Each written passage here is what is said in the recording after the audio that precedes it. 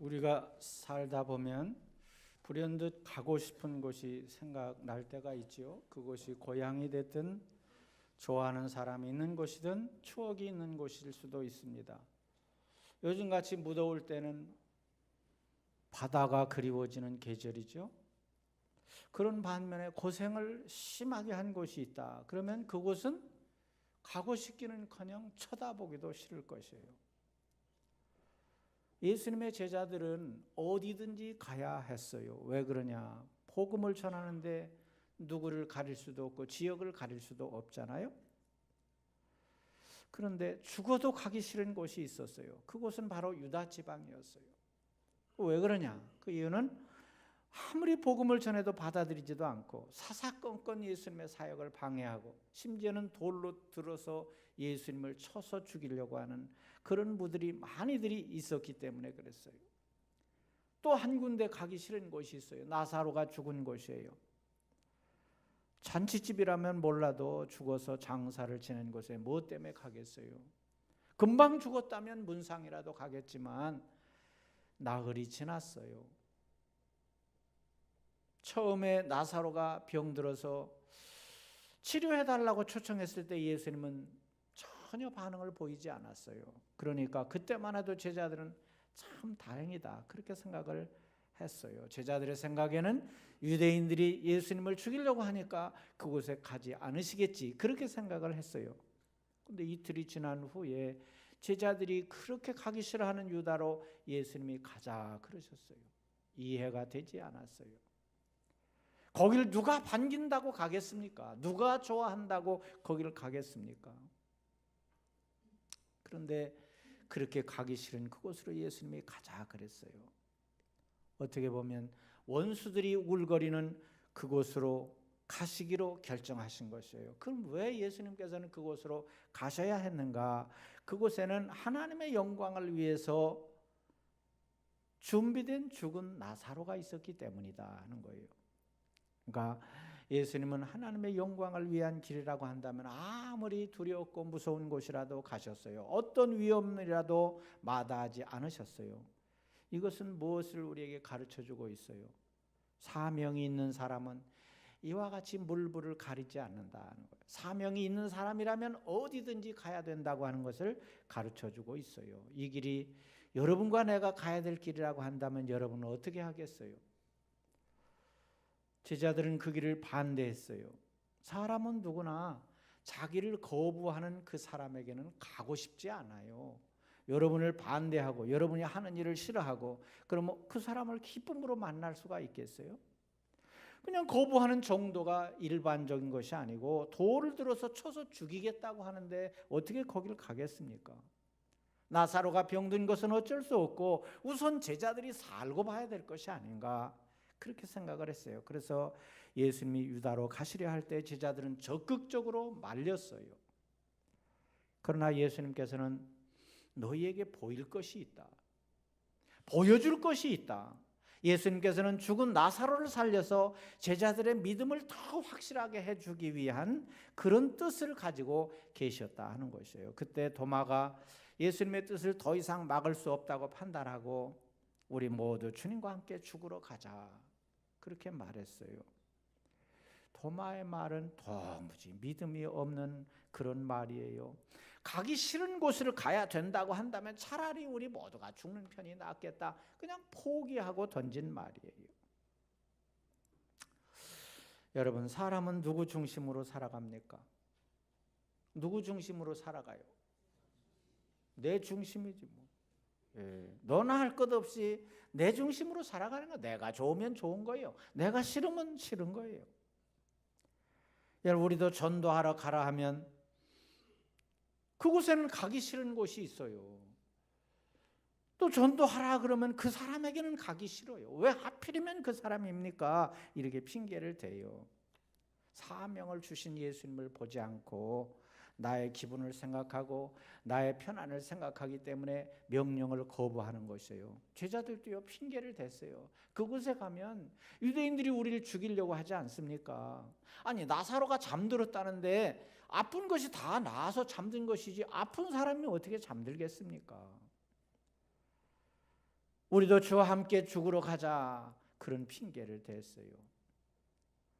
제자들의 뜻은 뭐예요? 죽으면 죽었지 우리는 거기 갈 수가 없습니다. 그런 의미예요. 여러분, 사명으로 가는 길은요 이렇게 멀고도 험합니다. 누구보다도 제자들이 예수님을 협조해야 되고 예수님이 가는 길을 도와야 되고 그래야 되잖아요. 그런데요, 가장 앞서서 반대하는 사람들이 제자들이니까. 여러분도 뭐 하려고 그러면 누가 제일 반대해요? 집 식구들이 반대하잖아요. 남편이 반대하고 아내가 반대하고 자녀들이 반대하고 가장 가까이 있는 사람들이 장애물이 되고 걸림돌이 된다고 하는 거예요. 예수님이 하려고 하는 그 일을 돕기 위해서 제자들이 필요한 거예요. 이를 위해서 훈련받았어요. 이를 위해서 말씀 들었어요. 그런데 그것을 반대하고 있다. 여러분, 하루는 예수님께서 사역을 하고 계실 때 그 어머니, 육신의 어머니와 형제들이 찾아온 일이 있었잖아요. 그러니까 예수님을 뭐 얼굴을 볼 수가 있어야지. 집에를 안 들어오시니까 열심히 사역하시느라고, 그러니까 궁금하기도 하고 보고 싶기도 하니까 어머니가 형제들을 데리고 예수님이 일하는 곳으로 이렇게 찾아오셨잖아요. 제자들이 그것을 보고 어머니와 형제들이 찾아왔습니다, 그렇게 말했더니 예수님께서 뭐라고 그러셨어요?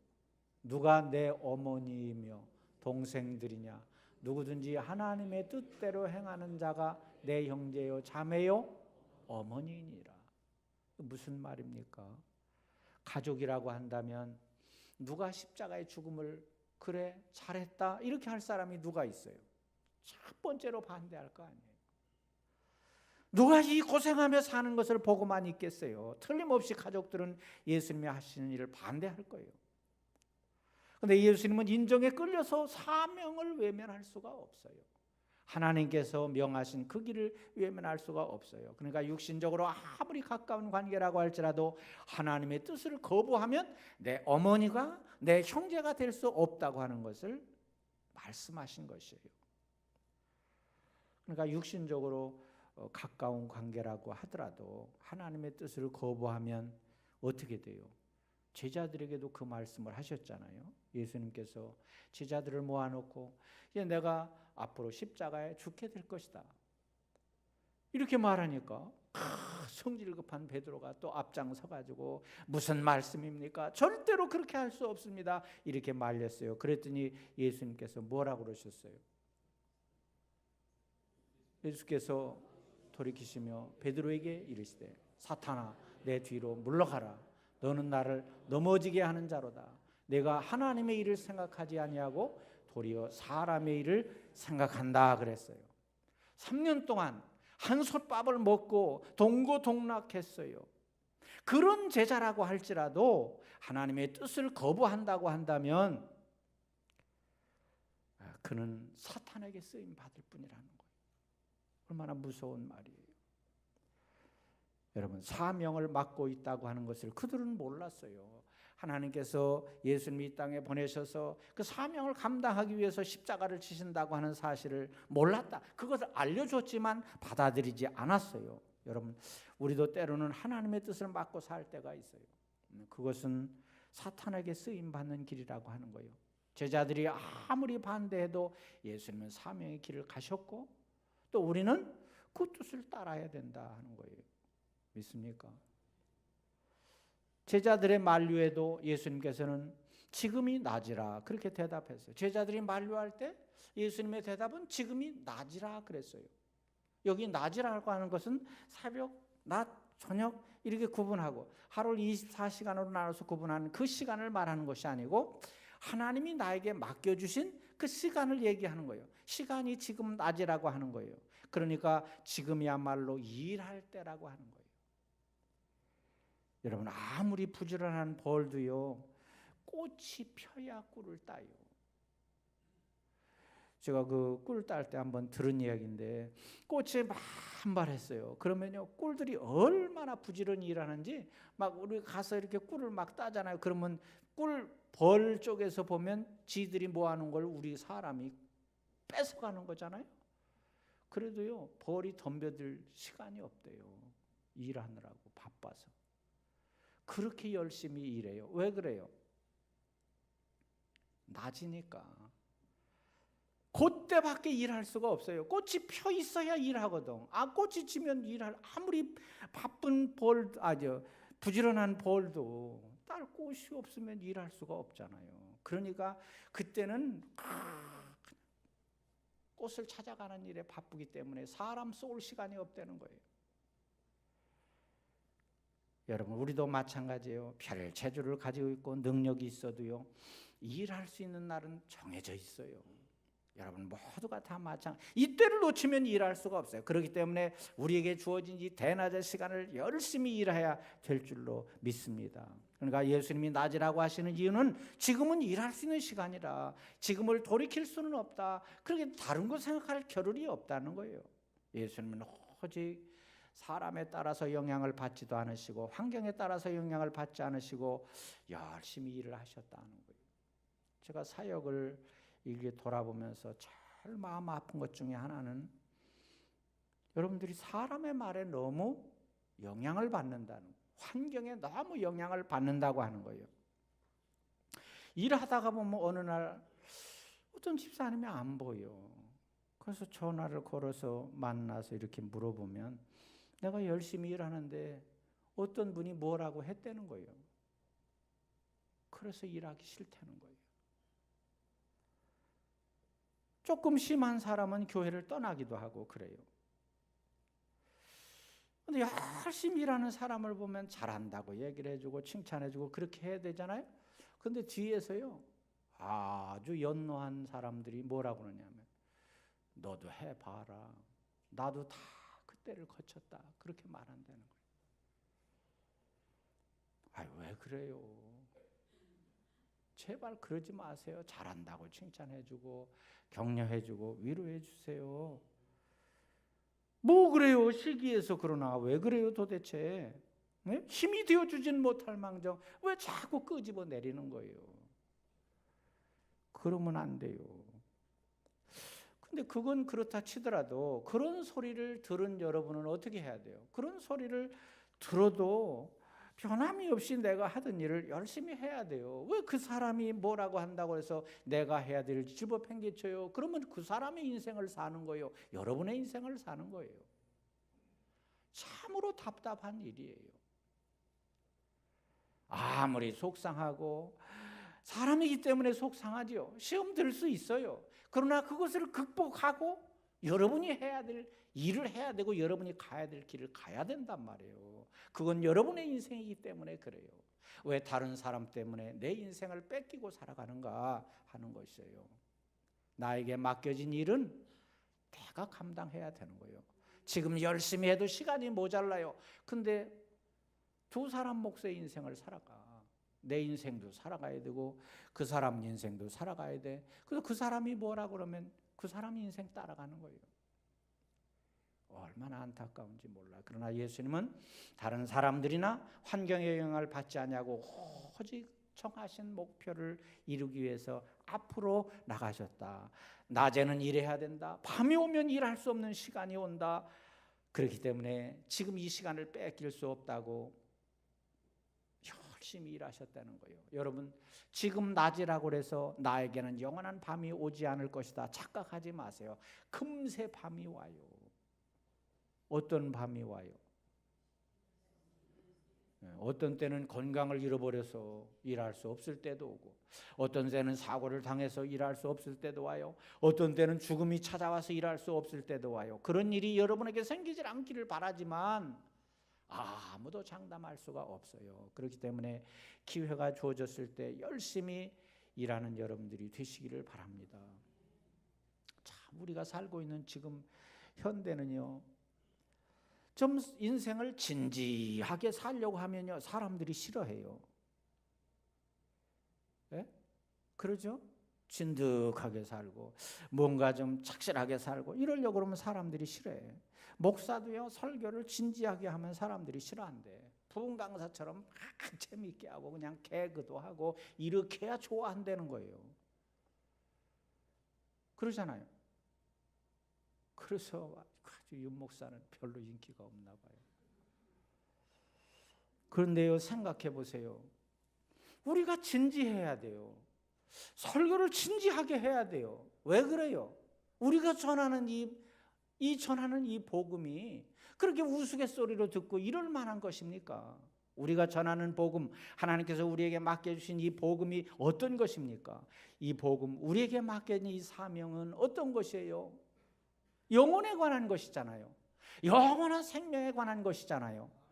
천국과 지옥에 관한 것이잖아요. 근데 어찌 진지하지 않을 수가 있습니까? 어떻게 가벼운 농담으로 하고 우스갯소리로 하고 어떻게 그렇게 할 수가 있습니까? 여러분, 교회는요, 여러분을 편안하게 해주고 그냥 여러분을 위로만 해주고 여러분의 비유를 맞춰주고 그러는 곳이 아니에요. 물론 위로도 줘요. 위로할 수 있어요. 그런데 정작 중요한 목적이 뭐냐? 교회는 구원의 복음을 전하는 곳이잖아요. 생명의 복음을 전하는 곳이잖아요. 근데 어떻게 시시덕거리고 웃으면서 이렇게 할 수가 있어요? 진지해야 된단 말이에요. 예수님께서 우리에게 맡기신 것, 영원한 운명을 결정짓는 것이잖아요. 그런데 사람들은 이런 진지한 것을 싫어. 부담 없이 그냥 와서 쉽게 편하게 이렇게 왔다 갔다 하기를 원한다고 하는 거예요. 그러나 여러분, 중요한 것은 그런 것을 원한다고 한다면 세상에 뭐 영화를 봐도 되고 드라마를 봐도 되고 개그 콘서트 뭐 그런 걸 봐도 되고, 요즘에는 뭐예요? 무한도전? 우리 지난주일날 물어보니까 청년이 무한도전이래. 영원한 생명과 풍성한 삶에 관한 것은 아무도 중요하게 다루려고 하지 않는다. 그러니까요, 세상이요, 진지함을 잃어버리니까 세상이 어떻게 돼요? 그냥 다 날아갈 것만 같아요. 하루아침에. 안타까워요. 여러분, 우리에게 주어진 사명은요, 여러분의 인생에 최고의 가치 있는 것을 하나님께서 맡겨주신 줄로 믿습니다. 우리들이 진지하게 살지 않으면 누가 우리의 삶을 보고 우리를 따라오겠습니까? 우리들이 진지하게 살지 않는다고 한다면 어떻게 우리가 이 세상을 이끌어 가겠는가 하는 거예요. 오늘 예수님의 그 진지함에 제자들이 죽음을 무릅쓰고 따라갔어요. 진리와 생명은 진지함이 있어야 돼. 이 진지함을 회복하는 여러분과 내가 될 수 있기를 바랍니다. 그래서 우리에게는요, 거부할 수 없는 사명이 있어요. 제자들이 가고 싶지 않은 유대 땅에 예수님을 따라가야 했던 이유는 뭐예요? 나사로를 문상하기 위해서 간 것이 아니에요. 친구를 방문한 것도 아니에요. 평소대로 사람들에게서 귀신을 쫓아내기 위해서 간 것도 아니에요. 예수님께서 가시려고 하는 목적은 나사로에게 영원한 생명이 있다고 하는 진리를 전하기 위함이고, 우리 모두에게는 영원한 부활에 대한 진리를 가르치기 위함이라 그랬어요. 나사로가 죽은 지 나흘이 지났어요. 근데 예수님께서 뭐라고 하셨어요? 우리 친구 나사로가 잠들었도다. 그러니 내가 깨우러 가노라. 죽은 지 나흘이 지나서 무덤에 장사를 지냈어요. 냄새가 펄펄 나요. 그런 사람을 깨우겠다고 하는 거 얼마나 답답한 노릇입니까? 그뿐만이 아니고 예수님이 죽이겠다고 돌을 들어 기다리고 있는 그곳으로 가야 한다고 하는 것은 제자들로서 큰 부담이었다. 여러분, 우리도 살다가 보면 가고 싶지 않은 곳이 있지요. 만나고 싶지 않은 사람들이 있잖아요. 그럼에도 불구하고 그들을 찾아가야 된다고 하는 예수님의 음성을 우리는 들어야 된다. 왜 그래요? 우리가 그들을 찾아가야 될 막중한 사명을 우리가 가지고 있기 때문이라는 거예요. 그 사명의 내용이 뭐예요? 영혼을 살려야 된다는 거예요. 사명의 내용이 뭐예요? 크게 해보세요. 사명의 내용이 뭐예요? 누가? 목사님이 아니고 여러분이 해야 된다.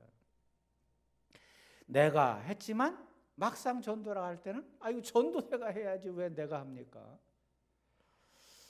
예, 여러분, 이 무더운 여름에 무엇 때문에 교사들이 여름 휴가도 반납하고 여름 성경학교를 하고 학생 수련회를 하고 무엇 때문에 그렇게 해요? 우리의 자녀들의 미래가 사느냐 죽느냐 달렸기 때문에 그래요. 우리의 미래 세대들이 잘 자라야 이 교회의 미래가 결정되는 거잖아요. 우리는 이제 은퇴할 사람들이잖아요. 우리는 여기를 떠나가야 될 사람들이 언젠가는. 그러면 우리의 자녀들이 자연스럽게 물려받아서 교회를 이끌고 가야 되잖아요. 그런 기초를 놓는 것이 우리 어린이들에 대한 교육이고 또 그 사랑이에요. 그러니까 한 영혼이 비록 어린아이라고 할지라도 한 영혼이 천하보다 귀하기 때문에 우리는 모든 것을 집중해서 물질로도 섬기고 사랑으로도 섬기고 희생으로 섬기고 그렇게 해서 이 무더운 여름에 여름 행사를 하게 되는 것이에요. 예수님께서 나사로가 자고 있다고 말씀하신 것은 무엇 때문이에요? 죽은 자를 살려서 우리에게 부활이 있다, 너희에게도 부활이 있다고 하는 것을 알려주기 위함이라 하는 거예요. 그러니까 예수님의 이번 방문은 큰 뜻으로 보면 뭐예요? 인류의 영원한 생명을 다루는 엄청난 결정이었다고 하는 거예요. 그러니까 제자들이 개인적인 생각과는 상관없이 예수님을 따라가야 했다 하는 거예요. 사드라고 하는 말을 여러분 들어보셨죠? 하도 뉴스에서 시끄러우니까. 사드 배치가 결정이 되었다. 그래서 우리나라의 모 지역의 배치를 결정했다. 좀 그동안 전국적으로 우리 지역은 안 된다고 막 사람들이 모여서 반대를 하고 막 혈서도 쓰고 데모도 하고 그랬잖아요. 사드라고 하는 것은 고고도 미사일 방어 체계라고 그래요. 근데 이것은 북한에서 중단거리 탄도 미사일을 쏘게 되면 이것이 높은 지역에서 그것을 쳐 부수는 거잖아요. 그래서 우리나라에 떨어지지 않도록 방어하는 데 사용하게 되는 거예요. 근데 이걸 국민들이 반대를 한단 말이에요.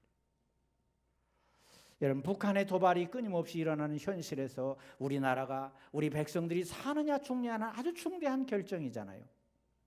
우리나라가 살기 위한 불가피한 결정이라고 하는 것을 생각한다면 국민들은 따라야 될 것이잖아요. 근데 다른 데 설치하는 것은 좋은데 우리 지역에 설치하는 것은 안 된다고 하는 거예요. 아이고, 그럼 뭐 어떻게 해야 돼요? 네? 안타까워요. 그러니까요, 때로는요, 나라가 하는 일을 여론조사를 해가지고 국민들의 의견도 따라가야 될 것이 있지만 때로는 불가피하게 따라가야 될 일도 있는 거예요. 그렇잖아요? 난 뭐 전문가가 아니니까 내가 그런 데 대해서는 자세히 말하지 못하고 또 설교 시간에 그런 걸 얘기할 수도 없어요. 이렇게 불가피하게 따라할 것이 있듯이 예수님의 제자들도 예수님을 따라가는 것이 사명이에요, 사명. 자기들의 뜻은 맞질 않아. 우리는 가고 싶지 않아요. 죽으면 죽었지 가기 싫어요. 그럼에도 불구하고 예수님께서 큰 뜻을 갖고 계시기 때문에 따라가야 될 사명이기 때문에 가고 싶지 않았지만 따라가야 했었다는 거예요. 여러분, 이것이 사명에 대한 여러분과 나의 자세가 되어야 될 줄로 믿습니다. 내가 싫어도, 내가 가고 싶지 않아도 주님의 뜻이면, 하나님의 뜻이면 내가 따라가겠다고 하는 그런 자세를 가져야 될 것입니다. 자, 그러면 하나님의 뜻을 이루기 위해서 우리는 어떻게 해야 되느냐? 나사로의 두 동생들은 오빠가 죽어가는 현장에 예수님이 오시지 않은 것에 대해서 매우 섭섭해했어요. 예수님의 사랑을 받던 자가 이렇게 죽어가는데 예수님이 모른 채 한다고 하는 것이 얼마나 서운했는지 몰라요. 그런데 예수님께서는요, 그냥 불 붙는데 기름 붓는 말씀을 하셨어요. 내가 그 현장에 가지 않은 것이 그들을 위해서 기쁜 일이 될 것이라 그랬어요. 여러분, 이것은 무슨 말이냐? 만약에 예수님이 그 오라비가 죽어갈 때 그 현장에 빨리 가셨더라면 예수님이 하실 일이 뭐가 있어요? 예? 병 고치는 일밖에 없잖아요. 병을 고쳐주는 일밖에 없잖아요. 자, 그런데 예수님이 병 고치는 그것이 문제가 아니에요. 더 큰 일, 더 엄청나게 중요한 일을 준비하고 계시다. 그러니까 죽어서 나흘이 지난 후에 가심으로 죽은 자를 살리신다고 한다면 모든 인류에게 뭘 주셔요? 부활의 소망을 주신다는 거예요. 이런 엄청난 더 좋은 것을 준비하시는데 그 두 자매는 그 큰 뜻을 알지 못했다는 거예요. 여러분, 육신의 부모가 여러분 생일날에 여러분 생일날에 선물해 주나 부모가? 애들이 아니고 어른도 선물을 해줘요? 안 해줘요? 그럼 이건 예화가 맞지 않는데? 그 어린 자녀들에게 예를 들겠어요. 어린 자녀들이 생일날이 됐는데 엄마가 아빠가 연락도 없고 선물도 안 주고 그래요. 그럼 어때요? 청년들 어때요? 청년들이 없나? 어때요? 예? 기분 아주 나쁘죠? 예, 기분 나쁘죠. 여러분도 다 그럴 때가 있었을 거 아니에요. 그런데요, 기분이 나빠서 이러고 있는데 며칠 후에 전화가 왔어요. 부모님한테 전화가 왔는데 선물은 고사하고 저 시골에 땅이 있는데 그걸 네 이름으로 등기를 해주겠다는 거예요. 그러면 여러분 그 선물 안 받아서 섭섭한 거 그것이 문제가 아니잖아요. 땅을 네 이름으로 해주겠다고 그러는데 세상에 이럴 수가 있나 기뻐서 펄펄 뛰게 될 것이에요. 지금 예수님이 지금 그 말씀을 하고 계신 거예요. 예수님은요 더 좋은 것을 주시기 위해서 무덤으로 가자고 지금 말씀하신 것이에요. 더 좋은 것을 주시기 위해서 병들었을 때 가지 아니하고 죽은 이후에 가셨다. 그런 이야기예요. 이렇게 우리 주님은 여러분에게 할 수만 있으면 더 좋은 걸 주시기를 원하시는 주님이신 줄로 믿습니다. 예수님께서 부활하신 후에 승천하시기 직전에 제자들에게 뭐라고 그랬어요? 내가 너희를 떠나야 되겠다. 아버지께로 올라간다. 그런데 다른 보혜사를 너에게 보내줄 것이다. 그러면서 뭐라고 그랬어요? 내가 떠나가는 것이 너에게 유익이라. 내가 떠나가지 아니하면 보혜사가 너희에게 오시지 아니할 것이라. 그러면서 제자들이 얼마나 두려웠겠어요. 3년 동안이나 믿고 의지하고 따랐는데 그 예수님이 자기를 떠난다고 하는 것은 부모를 떠나보내는 자녀보다도 더 두려운 일이었어요. 그런데 예수님께서는요, 내가 떠나는 것이 너희에게 유익이라는 거예요. 그러면서 올라가시더니 성령님을 보내주셨어요. 성령님 보내주셨죠.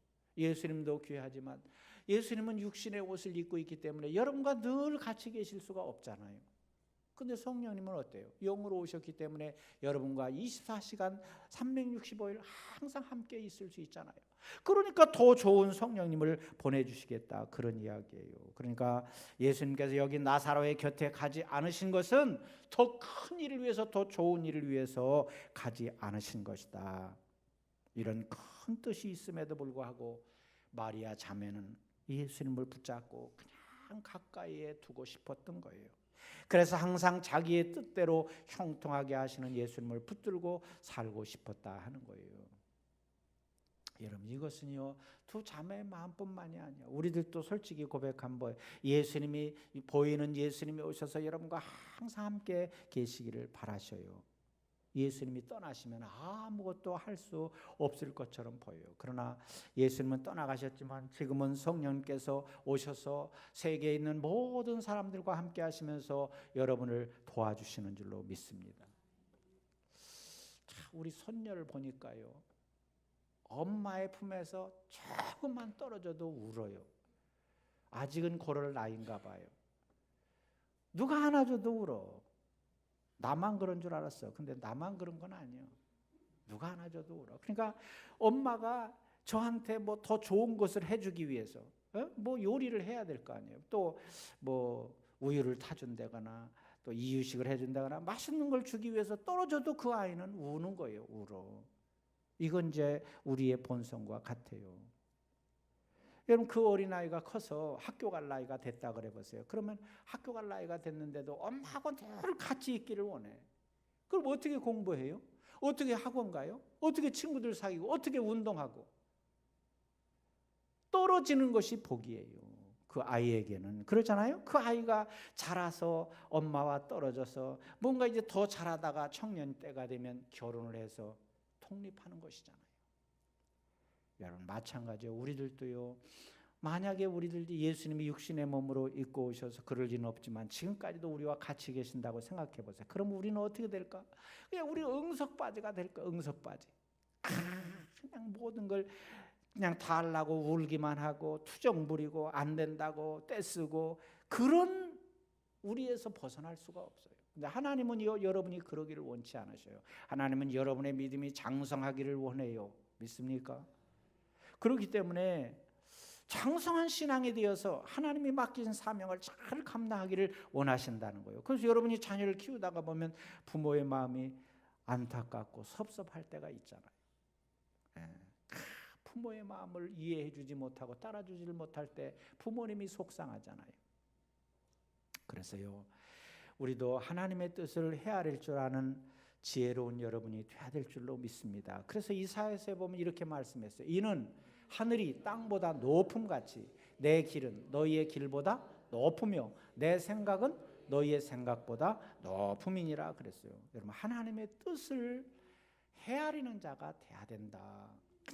그냥 나만 생각하고 내 것만 고집하고 그러면 하나님의 뜻을 헤아릴 수가 없다 하는 거예요. 그래서 하나님의 깊은 뜻을 헤아리고 그 뜻에 순종하는 삶을 살아갈 때 여러분 하나님 앞에 크게 쓰임받게 될 줄로 믿습니다.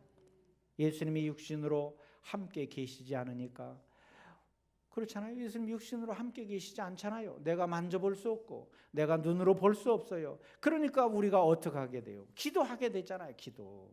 그러니까 하나님 앞에 떼써서 기도하게 되잖아요. 그러니까 성령이 우리에게 오셔서 우리의 생각을 바꿔주시고 지각이 자라면서 스스로 하나님의 뜻을 발견하게 되는 그런 어른의 신앙으로 성장하게 되는 것이잖아요. 그래서 우리가 올바른 목표를 향해서 힘써 살아가고 하나님의 뜻을 이루어드리기 위해서 여러분이 몸부림치며 살아가게 되는 것이에요. 나사로를 깨우러 가자 하신 예수님의 음성을 듣는 여러분이 되시기를 바랍니다. 깨우러 가자 하신 것은 뭐예요? 하나님의 영광을 위해서, 하나님의 영광을 위해서 쓰임받는 그 현장으로 가자. 바로 여러분의 삶을 통해서 그런 역사가 이루어지는데 쓰임받는 도구가 돼야 되겠다. 그래서 순종해서 열매를 거두는 삶이 되시기를 주님의 이름으로 축원합니다. 기도하겠습니다.